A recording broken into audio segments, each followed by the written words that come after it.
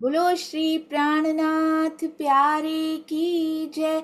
बोलो श्री सतगुरु महाराज की जय। पन्ना धाम की जय। सर्व सुंदर साथ की जय।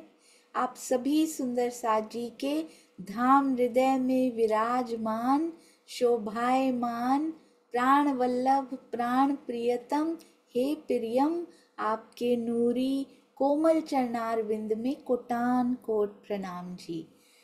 डे 32 यानी 32वां दिन श्री कृष्ण त्रिधा लीला सुंदर साथ जी और गहराई में उतरते चले जा रहे हैं।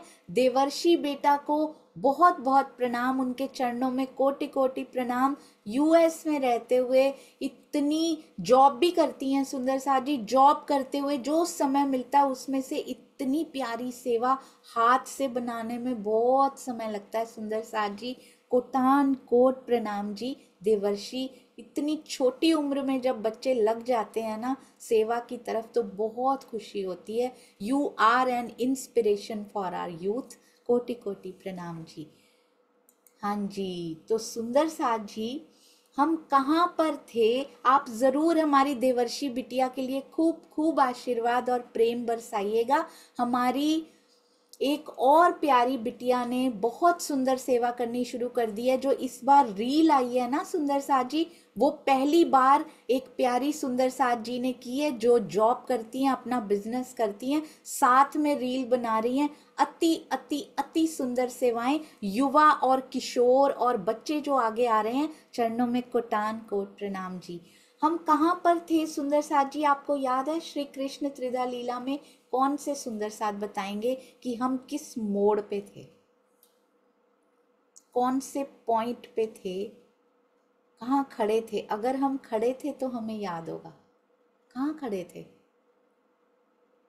सोचिए। Very good, very good. Kusum aunty प्रणाम जी। प्रणाम जी। मेरे हिसाब से तो भोजन लीला कर रहे थे उस समय। श्री जी राजी महाराज इंद्रावती की सखियों को खिला रहे थे, और जब वो इकट्ठा बैठते हैं तो उनको उसकी याद आ जाती है कि जैसे उन्होंने उनको कटु वचन कहे थे। जी बहुत प्रणाम। सुंदर। और उसके बाद तो हमने अखंडता भी कर ली थी, ये भी हो चुका था। बिल्कुल सही आपने बताया कुसुम आंटी। और उसके बाद कैसे रास अखंड हुई, ब्रज अखंड हुई। अब कौन कौन अखंड हुआ, कैसे अखंड हुआ, हमें सब समझ में आ चुकी है। एक बात जरूर बताना चाहूंगी बहुत विशेष, कि मैंने स्वामी जी से बात की थी, महालक्ष्मी जी का क्या हुआ, महालक्ष्मी जी खेल में कहाँ हैं? तो स्वामी जी ने कहा, मैंने कहा वो खेल में ही है ना? तो बोले हाँ बिल्कुल, वो अकेली थोड़ी वहां पे है, वो भी खेल में है। तो अक्षर ब्रह्म जी की आत्मा तो देवचंद्र जी के अंदर थी। पहली और दूसरी लीला में ये बड़ा ही सुंदर एक्सप्लेन किया गया है। पहले फेरे में भी 2 तन लिए राज जी ने, बहुत ध्यान से। पहला फेरा यानी ब्रज और रास का फेरा, क्योंकि उसके बाद एक ही बार वापस गए थे। तो पहले ट्रिप, पहले जो टूर में आए हम पहले फेरे में, तो ब्रज से होते हुए रास से होते हुए एक ही बार हम वापस गए थे। पहले फेरे में 2 तन लिए, श्री कृष्ण जी और फिर श्री रास बिहारी जी, है ना? और रासेश्वरी श्री राधा, बड़ा प्यारा बोलते हैं। दूसरे फेरे में भी, यानी कि अब जो ब्रह्मांड है, दूसरे फेरे में भी कहते 2 तनों से लीला हुई, मैक्सिमम लीला, और आज भी उन्हीं के थ्रू ही चल रही है। तो वो हैं देवचंद्र जी और श्री प्राणनाथ जी। ये समानता रही दोनों में, दोनों फेरों में। तो अब भी 2 तन मेन रहे।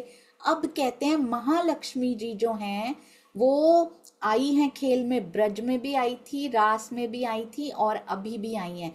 अक्षर ब्रह्म जी की आत्मा को अधिष्ठान बनाकर ब्रज की लीला खेली गई।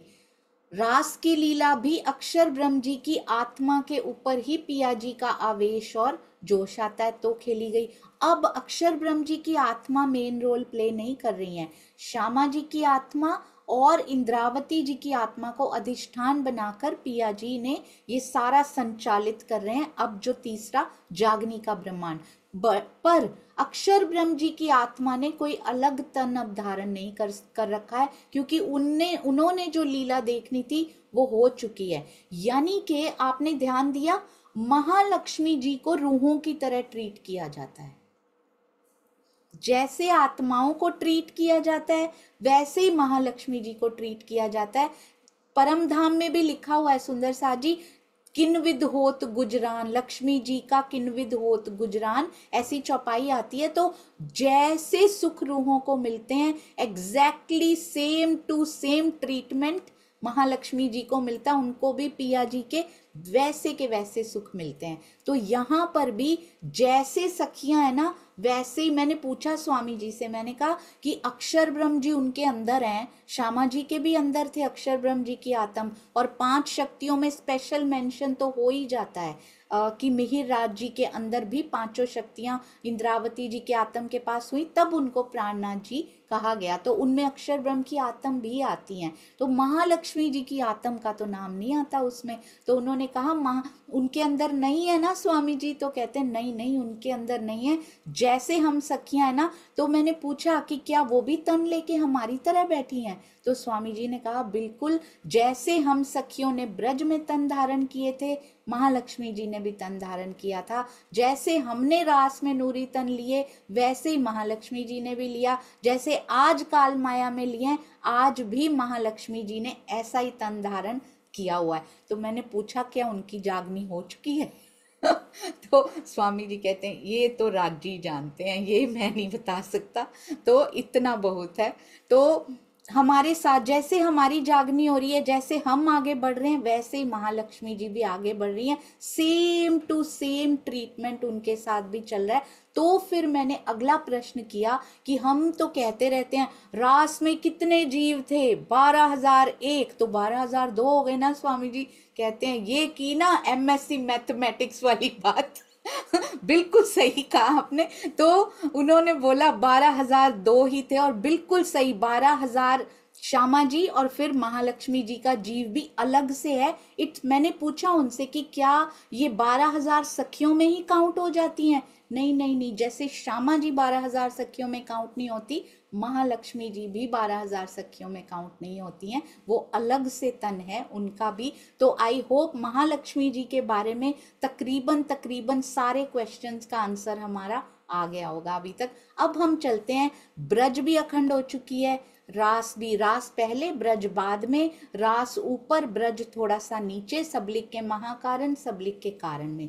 अब हम सखियां तो वापिस चली जाती हैं, हम सब सखियां परमधाम चली जाती हैं। उत्तर दीजिएगा सुंदर साथ जी, अगर कंफर्टेबल हो तो कैमरा ओपन कर सकते हैं, नहीं तो जैसे आपकी इच्छा, अगर कंफर्टेबल नहीं है तो कोई बात नहीं। हाँ जी, अब हम सखियां तो वापस चली जाती हैं अपने घर रास खेलने के बाद। रास में है सुंदर साथ जी, ध्यान दीजिएगा, जैसे ही रास खत्म हुई, सखियां अपने घर, श्यामा जी अपने घर, महालक्ष्मी जी अपने घर, अब इनको भी इंक्लूड करना है हर चीज में, अक्षर ब्रह्म जी अपने घर। इसमें से बताइएगा, एक मैं शायद रॉन्ग बोलूं या राइट बोलूं, सारा कुछ राइट है जो मैं बोल रही हूँ। अक्षर ब्रह्म जी अपने घर, राज्य का आवेश अपने घर, जोश अपने घर, ईश्वरी सृष्टि अपने घर, जीव सृष्टि अपने घर, ब्रह्म सृष्टि अपने घर। इसमें से सब कुछ राइट है सुंदर साथ जी, या कुछ इधर उधर हुआ है? बहुत ध्यान से बताइएगा। Very good. सुनीता दीदी प्रणाम जी। प्रणाम जी दीदी। ईश्वर सृष्टि अपने घर नहीं गई, वे सबलिक के महाकारण में जो तन अखंड हुए थे उन तनों के अंदर चली गई, बिल्कुल जो कि ये सही। बाद में खुलासा हुआ था। बहुत सुंदर। अच्छा, इसमें अभी अभी जो मैंने बोला था उसमें सुंदर साथ जी बताइएगा, कुछ नया एडिशन किया मैंने जो हम पहले डिस्कस नहीं करते थे? कुछ नया बोला मैंने इसमें कि वो भी अपने घर? हाँ जी, सुषमा धामी जी प्रणाम जी। प्रणाम जी। अभी अभी आपने बताया कि महालक्ष्मी जी की भी जीव था वो बिल्कुल वो सही, भी परफेक्ट परफेक्ट आंसर। महालक्ष्मी जी अपने घर, तो सुषमा धामी जी वो कहाँ गई? महालक्ष्मी जी अपने घर कहाँ गई?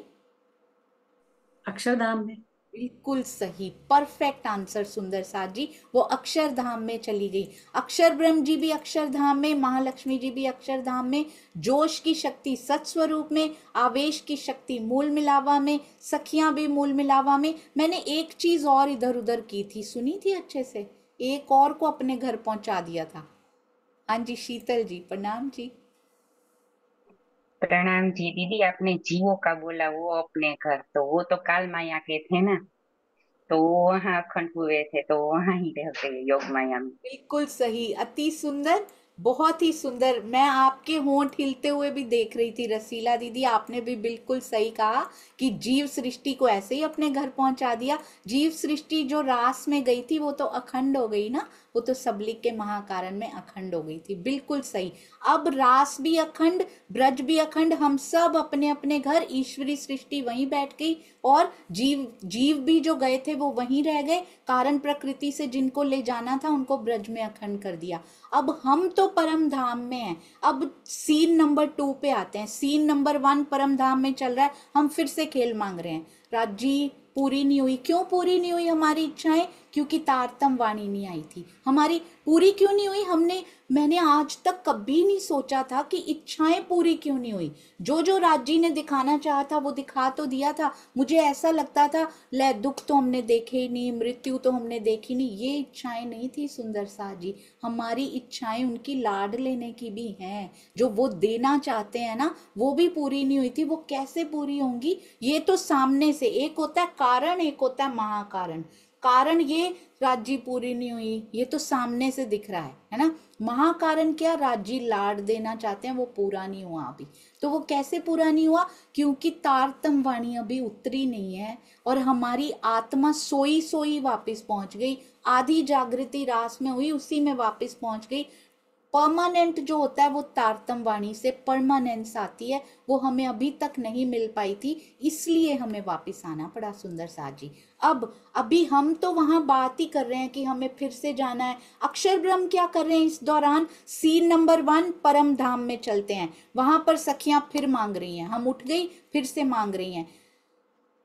सीन नंबर 2 अक्षरधाम में चलते। 3-4 लोकेशंस है ना, वहां क्या क्या चल रहा है, सेम मोमेंट पे क्या क्या चल रहा है। सीन नंबर 1 मूल मिलावा में हम सब मांग रहे हैं, राज्य उत्तर दे रहे हैं। सीन नंबर 2 अक्षरधाम में चल रहा है, वहां अक्षर ब्रह्म बड़े ही खुश हैं। महालक्ष्मी उनको देख के बड़ी खुश हो रही हैं। क्या हो गया इनको? पता नहीं क्या मिल गया, मुझे तो कुछ और ही मिला, उनको तो राज्य से मिलता है ना। तो वो अपना बड़ी खुश है ना, कि उनको भी पता होगा, सखियां उधर मांग रही हैं, उनको भी पता लगता होगा, लगता है फिर से जाना है, तैयारी उनकी भी हो रही है साथ में। महालक्ष्मी जी को भी देखते चलेंगे। अब अक्षरधाम जी पे अक्षर ब्रह्म जी क्या कर रहे हैं? बड़े खुश हो रहे हैं। जो अंकित किया था उसको परमानेंट कर रहे हैं, जितनी रास रह गई थी उसको भी अखंड कर रहे हैं। तो उनको उन्होंने कर दिया रास को, और फिर ब्रज को अखंड कर दिया। सीन नंबर 3 कारण प्रकृति में चलते हैं। वहां से सारे जा चुके हैं ब्रज रास में, जिनको वापिस लाना था। कुछ जीव ऐसे रहे जो ब्रजरास में अखंड नहीं हो पाए, जो धनी जी के संपर्क में नहीं आ पाए, जो श्री कृष्ण जी के सानिध्य में नहीं आ पाए, उनको वापस काल माया में लाना था। तो कारण प्रकृति पूरी खाली हो चुकी है, वहां से जीव पलायन कर चुके हैं अपनी अपनी जगह की ओर। कुछ ब्रजरास की ओर जा चुके हैं और कुछ काल माया की ओर प्रस्थान कर चुके हैं। क्यों? क्योंकि प्रतिबिंब लीला की तैयारी शुरू हो गई है। अब प्रतिबिंब लीला सीन नंबर 4 वो है काल माया में। काल माया में ब्रज ज्यों की त्यों वैसी की वैसी ही खड़ी कर दी गई है। अगर अभी तक आपने श्री कृष्ण त्रिधा लीला नहीं सुनी, पहली बार सुन रहे हो, तो सुंदर साथ जी बहुत सुंदर किताब हमारी श्री कृष्ण त्रिधा लीला की है। यदि आपने अभी तक भी नहीं पढ़ी तो शायद आपने बहुत कुछ मिस कर दिया है, और उसके मैं दर्शन करवाती हूँ आपको, और साथ ही में उसी के पेज पे भी चलेंगे आज हम, क्योंकि किताब हमने तब से खोली नहीं। तो श्री कृष्ण त्रिधा लीला की किताब, जी हाँ, बहुत ही शॉर्टेज चल रही है, सप्लाई नहीं है, डिमांड बहुत भारी मात्रा में आ रही है। किसी को 500 चाहिए, किसी को 1000। We are not planning to print again. आप डाउनलोड कर सकते हैं www.shripranajiwani.com से हमारी किताब download, free download, it's available. Amazon से भी ले सकते हैं, पर क्या ज़रूरत है ना अमेजोन पे जाने की जब वेबसाइट पे फ्री अवेलेबल है। तो ये बहुत सुंदर किताब पे जाइए। अभी मैं डायरेक्ट उस पेज पे जा रही हूँ जहां पर हमें एक्चुअली जाना है। ये देखिए, प्रतिबिंब लीला के गुह्य भेद, ये है अध्याय नंबर 8। तो यहां से हम आज करेंगे। अब सुंदर साथ जी जैसे ही ध्यान से पढ़िएगा। आप सब ने पढ़ ली होगी किताब तो अभी तक, जिन्होंने नहीं पढ़ी वो डाउनलोड कर लीजिएगा। और मेरी एक और रिक्वेस्ट है, जिन्होंने किताब पढ़ ली है और घर में ऐसे ही पढ़ी है, अब कृपया अपनी किताब को आगे फॉरवर्ड करने की सेवा कीजिए। जिनकी पढ़ने की इच्छा हो रही है किताब में से, उनको बोरो करने के लिए दीजिए, वो आपसे उधार लेके पढ़ पाएं और फिर आगे दे पाएं, फिर आगे, ताकि ना प्रिंटिंग होने की कमी किसी को खले नहीं, और सबको अगर प्रिंटिंग भी पढ़नी हो तो उन तक पहुंचती चली जाए। जैसे ही ब्रज से रास में जाने के लिए सखियों ने तन छोड़े, उसी क्षण क्या हुआ था, ब्रज ब्रह्मांड का प्रलय कर दिया गया था। इसमें केवल एक उसी ब्रह्मांड का प्रलय हुआ था जिसका भाग ब्रज मंडल था, जिसमें हम सखियां थी। हजारों करोड़ों ब्रह्मांड और थे, उनका प्रलय नहीं किया गया, इसलिए इसको महाप्रलय का नाम नहीं दिया जाता, इसको प्रलय का नाम दिया जाता है। इस तरह के असंख्यों ब्रह्मांड और भी हैं, लेकिन उनका प्रलय नहीं किया गया। अगर शेष भी सभी ब्रह्मांडों का प्रलय किया जाता तो उसे महाप्रलय कहा जाता। रास के पश्चात योग माया में रास लीला और ब्रज लीला को अखंड कर दिया गया। जो जीव उनमें अखंड हुए वो इस प्रकार हैं। ब्रह्म सृष्टियों के जीव कहाँ गए? रास में। ईश्वरी सृष्टियों के जीव ब्रज लीला में, और जीव सृष्टि जो श्री कृष्ण जी के सानिध्य में आ गई थी वो भी ब्रज लीला में अखंड हो गई। ब्रज लीला और रास लीला के अखंड होने के पश्चात अब आ रहे हैं सुंदर साथ जी, अब हम नए ब्रह्मांड की रचना होने वाली है। नए ब्रह्मांड की रचना की जाती है जहां वृंदावन, जहां से ये ब्रह्मांड हमारे लिए खत्म हुआ था ना, वृंदावन से ही पिया जी गए थे योग माया में, वापिस वृंदावन, काल माया के वृंदावन में श्री कृष्ण जी बांसुरी बजाते हैं। वहां से ये ब्रह्मांड वापिस, ये मोमेंट होता है जहां से स्टार्ट होता है। बांसुरी की धुन पे ही खत्म हुआ था हमारे लिए, बांसुरी की धुन पे ही स्टार्ट होता है। पर खत्म हुआ था तो पिया बांसुरी बजा रहे थे योग माया में, केवल ब्रह्म में। शुरू हुआ है तो काल माया के वृंदावन में बांसुरी बजा रहे हैं। वहीं पर वृंदावन में आकर श्री कृष्ण जी बांसुरी बजाते हैं और यहीं से प्रतिबिंब की लीला शुरू हो जाती है। पर ब्रह्म के आदेश से ये नया ब्रह्मांड इतने चमत्कारिक ढंग से बना कि इसमें रहने वालों ने यही धारणा बना ली कि हम तो पहले वाले ब्रह्मांड के ही रहने वाले हैं। उनको कुछ याद ही नहीं था, उनको ऐसा लगा हम तो पहले से ही यहाँ रहते आ रहे, जैसे रात को सोए थे और सुबह उठ गए, उनको ऐसा ही लगा। और वो रात्रि कितनी लंबी रही आपको पता है ना सुंदर साथ जी। रात्रि में जैसे गोधूली का समय था ना, वैसे ही वो रात पूरी की पूरी नारायण ने वो रात इतनी लंबी कर दी, वो भी तो आनंद ले पाए। 6 महीने की लंबी रात्रि, पहले योग माया में लाखों साल की लंबी रात्रि थी वो केवल ब्रह्म में। काल माया से काउंट करें, सोचो लाखों वर्ष यहाँ बीत गए और दुनिया को पता ही नहीं, और वो वैसी की वैसी उठेगी सुबह। उसी मोमेंट से यहाँ शुरू होता है। अब कृष्ण जी भी हैं, गोपियां भी हैं, छोटी गोपियां जिनको कि कुमारिका सखियां कहा जाता था वो भी हैं, और सब हैं। अब रास हो रही है इन सब के बीच में। पहले तो छोटी गोपियां नहीं किया करती थी रास, पर अब तो छोटी गोपियां भी कर रही हैं। श्री कृष्ण जी के अंदर अब कौन सी शक्ति है, इसको कहते हैं श्री कृष्ण त्रिधा लीला का दूसरा भाग, यानी कि प्रतिबिंब की लीला, जो 11 दिन तक चली, 7 दिन गोकुल और 4 दिन मथुरा।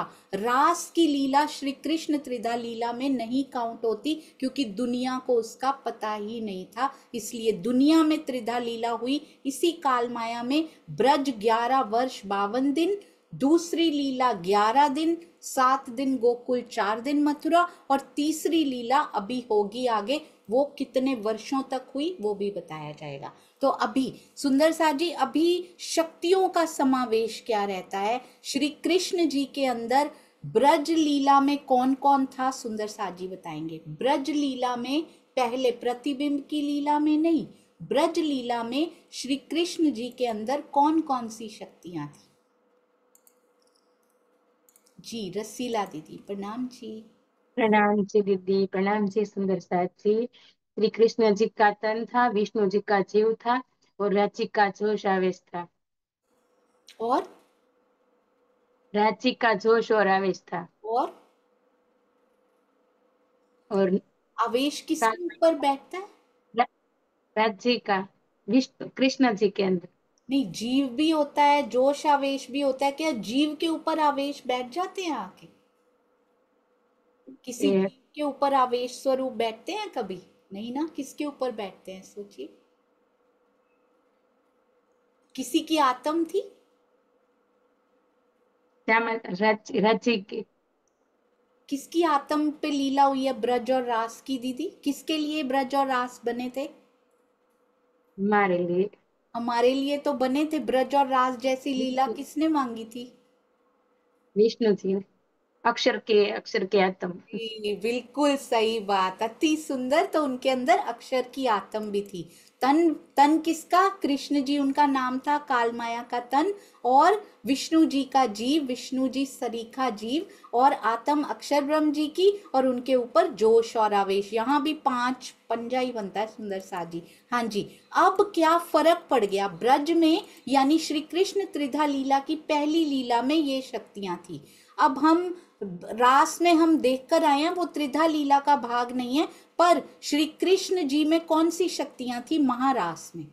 महारास में श्री कृष्ण जी के तन में, अच्छा ऐसे नहीं पूछूंगी मैं, ऐसे तो सब बता देंगे। ये बताइए ब्रज और रास में श्री कृष्ण जी की शक्तियों में क्या डिफरेंस था? बताओ बताओ, कोई डिफरेंस था या सेम थी? सोचिए। हाँ जी बबीता जी, देखो ट्रेवल करते हुए भी आंसर दे रही हैं, वेरी गुड। प्रणाम जी बबीता जी। हाँ जी। राम जी दीदी, उसमें विष्णु का जीव नहीं था, ब्रज में विष्णु का जीव भी था, रास में विष्णु का जीव नहीं था, बाकी तो शक्तियां सारी थी। अरे मुरली वाह, धन था कृष्ण जी का वो।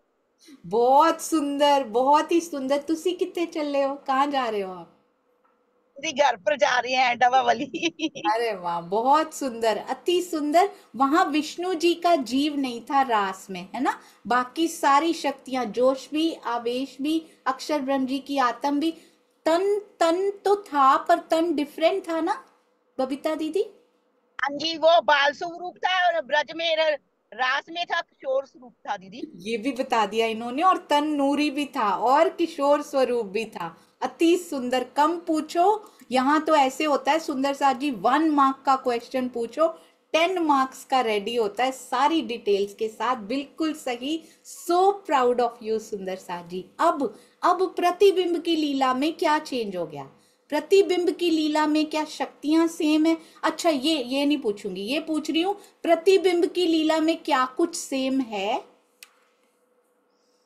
प्रतिबिंब की लीला 7 दिन गोकुल, 4 दिन मथुरा में, क्या कुछ सेम है? जो पहले ब्रज हुई थी और अब ब्रज में ही है, अभी भी ब्रज में ही है। अब रास को छोड़ दीजिए, अभी भी ब्रज है, पहले भी ब्रज थी। क्या कुछ सेम है उसमें, उनमें? हाँ जी, किरण दीदी या फिर अनिल भाई, प्रणाम जी। प्रणाम जी दीदी, प्रणाम जी सुंदर साथ जी। पहले के ब्रह्मांड से ये जो प्रतिबिंब की लीला में जो श्री कृष्ण है, उसका नया तन है, जीव भी नया है, उत्तम जीव मिला है। उसमें जो विष्णु भगवान है, उसके जो शक्ति है वो रास बिहारी की शक्ति आकर विराजमान हुई है। अच्छा, वेरी गुड, बहुत सुंदर। और आत्म और जोश और आवेश? नहीं है। नहीं है। आवेश है? आवेश? नहीं, आवेश तो आता ही नहीं। जहाँ ब्रह्म सृष्टि होती है वहां ही आवेश आता है। किसी किसी का आवेश है? रास बिहारी का। जी, बहुत सुंदर, अति अति सुंदर। अब इनको समझते हैं सुंदर सा जी। श्री कृष्ण जी के अंदर तन काल माया का, पर पहले वाला तन तो यहाँ काल माया में तो नष्ट हो जाते हैं सारे तन। पहला वाला तन चला गया था, अब फिर से बिल्कुल वैसा का वैसा, बिल्कुल किशोर स्वरूप नहीं है। पहले 11 साल 52 दिन था, अभी भी 52वें दिन की रात्रि ही है, अभी भी 11 साल 52वें दिन में ही है वो, है ना। तो जहां पे छोड़ा था वैसा का वैसा नया तन काल माया का उनको प्रदान कर दिया जाता है। अब उनके अंदर जीव कहाँ से आए? वो विष्णु जी का जीव तो अखंड हो चुका है, वो तो ब्रज में सबलिक के कारण में अखंड हो चुका है। अब इनको जीव कहाँ से दें? अब दोबारा विष्णु जी कहाँ से लाएं? सोचिए, पहले भी ये और डिटेल में एक सेशन किया जाएगा। विष्णु जी एक जीव को अपने गुण देकर बिल्कुल अपने जैसा बना देते हैं और उनको कहा जाता है विष्णु जी का जीव। पहले मिला था, वो अखंड हो गए, फिर से एक जीव कहाँ से लाए? ये वाला तो ब्रह्मांड ही प्रलय हो गया था, अब इनको जीव कहाँ से दें सुंदर साथ जी? फिर से दूसरे पैरेलल में बहुत सारे ब्रह्मांड चल रहे हैं ना, करोड़ों ब्रह्मांड पैरेलल में चल रहे हैं, वहां से जीवों को ट्रांसपोर्ट किया जाता है, इंपोर्ट किया जाता है। सारे उत्तम जीवों को ही किया जाता है सुंदर साथ जी, क्योंकि अखंड ही वही वाले हुए हैं सारे। तो सारे जीवों को ट्रांसपोर्ट यानी कि इंपोर्ट किया जाता है दूसरे ब्रह्मांडों से। सोचो, सबसे सौभाग्यशाली तो ये रहे, दूसरे ब्रह्मांड में थे फिर भी इधर ले आए इनको, कृष्ण जी के सानिध्य में फिर आ गए। ये रास बिहारी जी के सानिध्य में ही सही, उनका भी कहाँ मिल पाता है सानिध्य यहाँ के जीवों को। तो कौन कौन से जीव मिसिंग हैं जो कि दूसरे ब्रह्मांड से इंपोर्ट किए गए? एक तो श्री कृष्ण जी के अंदर जो जीव था वो ब्रज में अखंड हो चुका है। अब ब्रह्म सृष्टियों के अंदर भी जीव थे, वो रास में अखंड हो चुके हैं, पर उनको दूसरे ब्रह्मांड से नहीं लाया गया। उनको कहाँ से लाया गया अभी बताऊंगी। ईश्वरी सृष्टि के अंदर 24,000 जीव थे, वो भी अखंड हो गए ब्रज में, उनको भी दूसरे ब्रह्मांड से नहीं लाया गया। उनको दूसरे ब्रह्मांड से लाया गया या नहीं लाया गया आपसे पूछूंगी अभी।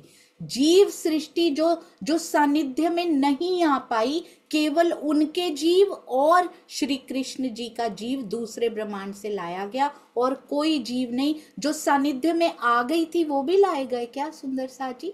जो सानिध्य में नहीं आई थी वो लाए कि आए वो लाए? आप बताइए।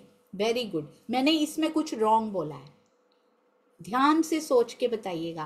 पहले पूछ रही हूं मैं, जो जीव सृष्टि श्री कृष्ण जी के सानिध्य में आई थी, उनके जीव कहाँ से आएंगे? अब नए वैसे के वैसे तन तो खड़े किए, उनमें जीव भी तो चाहिए ना। तो जो जीव सृष्टि सानिध्य में आई थी, उनके जीव कहाँ से आएंगे? प्रफुल्ला बेन, प्रणाम जी। प्रणाम जी। जीव सानिध्य में आए थे वो तो अखंड हो गए हैं, लेकिन ईश्वरी सृष्टि के जो जीव थे वो सुरता के रूप में आए हैं, और जो वेद रुचा के जीव थे वो नहीं, भी पूछ रही सुरता मैं, के रूप में। ये नहीं पूछ रही मैं प्रफुल्ला दीदी, मैं ये पूछ रही हूँ जो जीव सृष्टि उनके सानिध्य में आ गई थी, फॉर एग्जाम्पल नंद बाबा का जीव, वो तो उनके सानिध्य में आ गया, वो तो ब्रज में अखंड हो गया। अब फिर से नंद बाबा बनाए हैं, उनका जीव अब कहाँ से आएगा? अब वो तो दूसरे ब्रह्मांड से आएंगे, और या फिर से ये ब्रह्मांड शुरू था उसमें से जो उत्तम जीव था वो इसमें रहेंगे ना, जी, क्योंकि वो दूसरे, जीव तो आ नहीं सकता है यहाँ। तो दूसरे ब्रह्मांड से उनका जीव मंगवाए गए, राइट? हाँ जी, हम्म। बिल्कुल सही। तो जो जीव सृष्टि सानिध्य में आई थी, उनके जीव तो है नहीं, वो तो अखंड हो गए, वो तो बड़े सौभाग्यशाली निकले। तो उन जीवों को भी दूसरे ब्रह्मांडों से इंपोर्ट कर लिया गया। अब उन पे चलते हैं, जो जीव सृष्टि श्री कृष्ण जी के यानी धनी जी के आवेश के सानिध्य में नहीं आई थी, उनके जीव कहाँ से लेकर आए? सोचो सोचो, कारण प्रकृति कब काम आएगी? कहाँ से लाए उनके जीव? हाँ जी, वर्षा जी, प्रणाम जी। प्रणाम दीदी। उन्हें कारण प्रकृति में सुषुप्ति अवस्था में रखा गया था ना, तो उनको वहीं से ही वापस लेकर हाँ, आओ।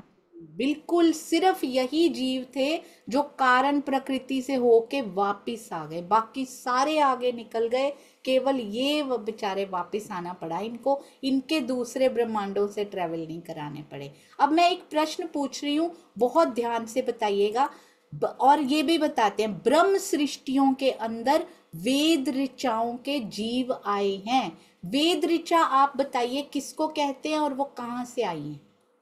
जी, वेद ऋचा सखियां किसको कहते हैं? वेद ऋचाएं क्या होती हैं और वो कहाँ से मंगवाई गई, कहाँ से आई हैं और क्यों आई हैं? सुंदर साथ जी, इसको अगली बार हम पिक्चर के माध्यम से देखेंगे पूरा, नहीं तो नए सुंदर साथ जी को ये समझ में नहीं आएगा। हाँ जी, किरण दीदी, प्रणाम जी। प्रणाम जी। अव्याकृत में जो वेद हमेशा से स्थित है, तो वेदों ने वो प्रतिबिंब की रास और ब्रज की जो लीला देखी है, मतलब उनको आभास हुआ, क्योंकि वो उनके ऊपर ही है, तो उनके मन में भी इच्छा हुई कि हम भी ये लीला देखें।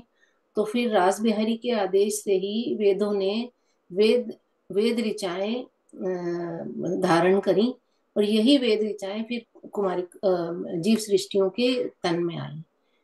जी, तो उनका इनको स्थान कहाँ है दीदी? अव्याकृत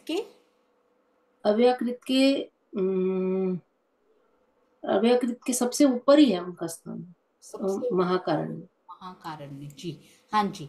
तो सुंदर साथ जी, वेद कब से अव्याकृत में रहते थे? कहते हम तो ज्ञान ही ज्ञान फैलाते रहते हैं हर टाइम। शीतल जी, प्रणाम जी।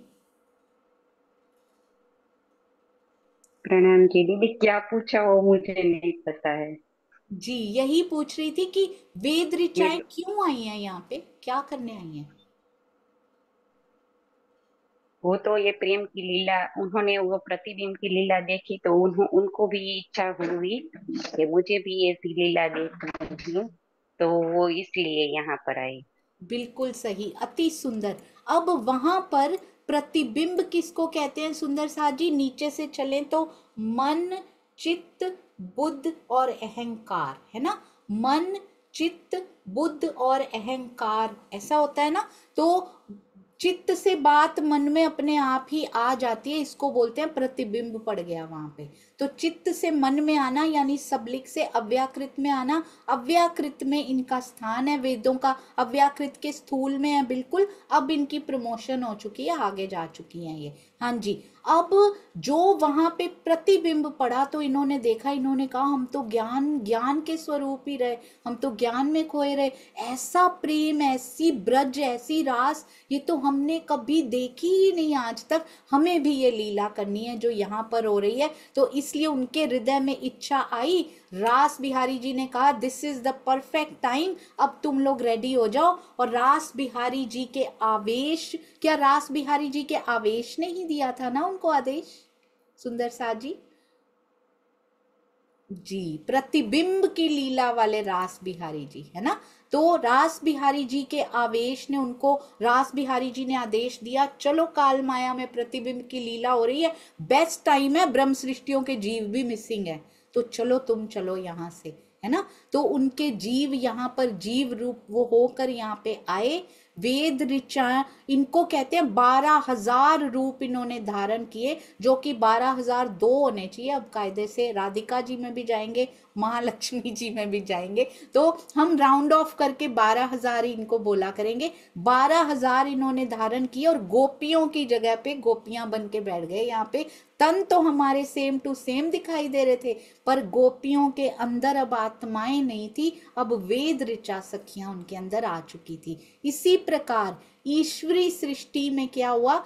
24,000 ईश्वरी सृष्टि हुआ करती थी कुमारिका सखियों में, छोटी गोपियों में, जो अब छोटी नहीं रही हैं, वो भी किशोरी हो चुकी हैं, बड़ी हो चुकी हैं। हमारे बच्चे हो चुके थे तो वो बेचारी छोटी थोड़ी रह जाएंगी, वो भी बड़ी हो चुकी हैं 11 साल में सुंदर साथ जी। तो अब उनके भी किशोर स्वरूप हैं, बड़ी प्यारी लगती हैं किशोर तनों में। अब उनके अंदर 24,000 के अंदर कौन पधारता है, कौन पधारता है सुंदर साथ जी, याद है ना आपको? किन्होंने इच्छा की थी और उनकी इच्छा अभी भी बाकी है? कौन आते हैं ईश्वरी सृष्टि के अंदर? 24,000 ईश्वरी सृष्टियों का रूप लेकर कौन आ रहे हैं? वेरी गुड, अति सुंदर। अनु दीदी प्रणाम जी।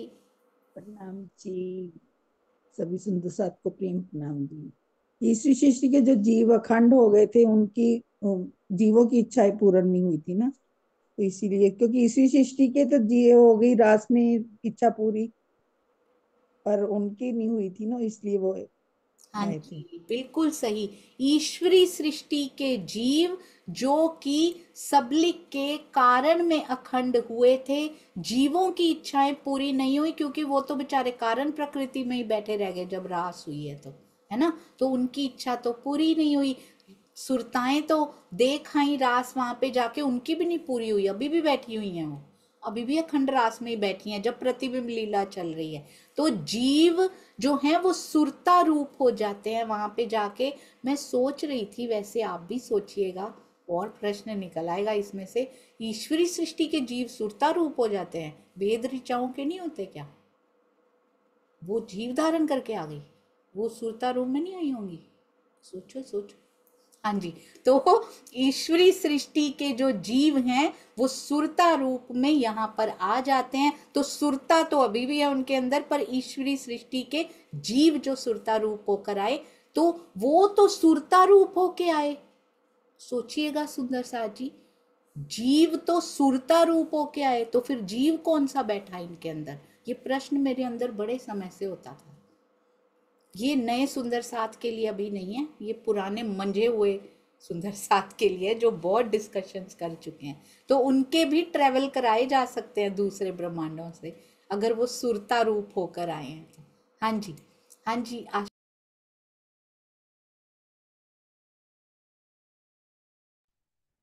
हाँ जी, आशिमा जी प्रणाम जी।